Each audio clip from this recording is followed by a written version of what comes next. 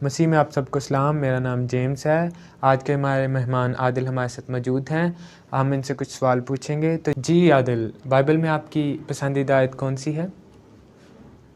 میری پسندیدہ آیت 2 کرنتھیوں اس کا 5 باب اس کی 17 آیت، اب جو مسیح میں ہے وہ نیا مخلوق ہے، پرانی چیزیں جاتی رہیں، دیکھو سب نئی ہو گئی. آمین. کیوں یہ آپ کی پسندیدہ آیت ہے؟ یہ آیت میری اس لیے پسندیدہ ہے کیونکہ اس آیت نے مجھے بحال کیا اور میرے ایمان کو یسوع مسیح پر اور مضبوط کیا.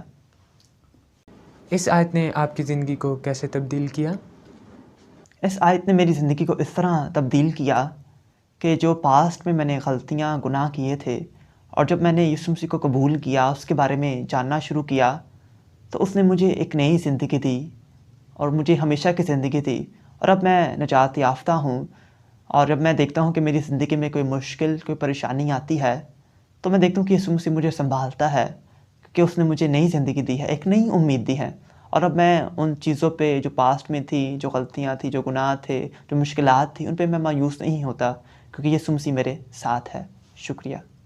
تو جی ویورز، یہ تھے ہمارے دوست عادل. ہم نے دیکھا کہ خدا کے کلام نے ان کی زندگی کو بدلا. میں چاہتا ہوں آپ بھی خدا کے کلام کو پڑھیں تاکہ خدا آپ کی زندگی کو بھی ببرکت بنائے. آمین.